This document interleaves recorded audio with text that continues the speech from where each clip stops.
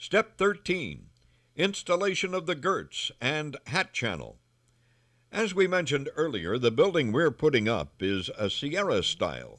If the building you ordered is a Teton or a Sonoran, you have no Girts or hat channel as your panels are put on horizontally and affixed to the 2-inch by 3-inch vertical framing. In the case of the Mojave, you have hat channel on the roof and no Girts. Now, let's get on with the hat channel and Girt installation in this Sierra building. We're going to start with the hat channel. The first thing we need to do is align the hat channel with the vertical pins on the base rails and make reference marks. Again, a Sharpie pen works well for this. The guys installing this building used framing screws to temporarily hold the hat channel while they mark it.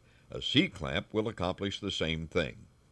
We used 15-foot 1-inch and 10-foot 1-inch lengths of hat channel for our 25-foot-long building. Check your material list and installation instructions to see what lengths are used on your building.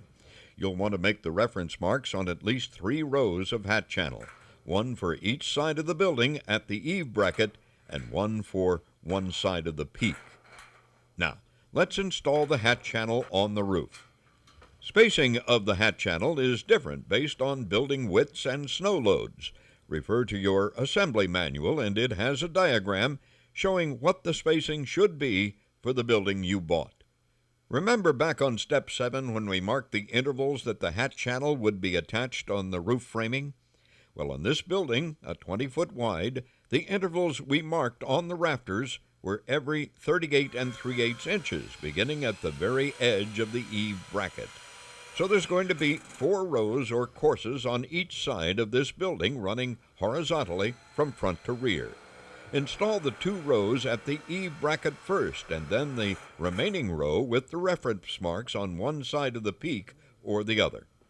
Fill in the remaining rows of hat channel. Reference marks on the remaining rows are not needed on a building this wide.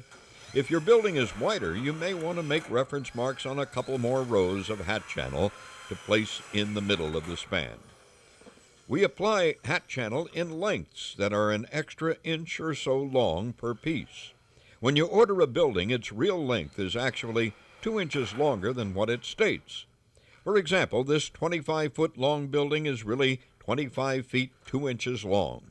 When you reach the end of a piece of hat channel, just line it up with the middle of the rafter so you can use the remaining portion of the rafter to affix the other one. At the end, you obviously wouldn't want any hanging over past the end, so just overlap if necessary to make your hat channel flush with the ends of your building. Use vice grips or some type of clamp to hold the hat channel to the frame so it doesn't move while you're putting in your frame screws. Put 2 frame screws into each rafter through each side of the hat channel.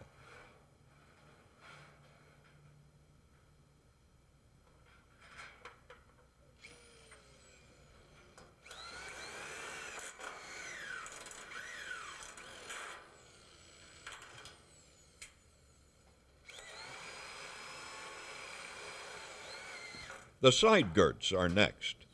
Girts are made out of 1.5-inch by 1.5-inch tube. They are affixed to the sidewalls using 3 types of brackets. BK30 brackets or single brackets are used to attach girts at the ends of the building or at windows or doorways. When you use single brackets, use the pan head screws that came with your kit to attach to the outside of the walls. This is because they'll be flush with the surface of the exterior walls and won't distort your panels when you put those on in a few minutes. BK31 or double brackets are used to attach girts to the center sides of 2-inch wide frame members. There may be times, but only on the back enclosure and front enclosure, where you'll use 2 of the single brackets overlapped to affix the girts.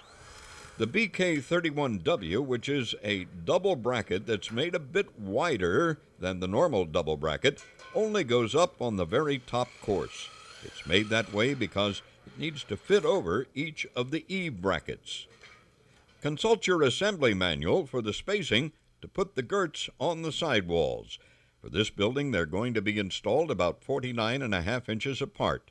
Start at the top using the BK31W brackets and the single brackets on each end.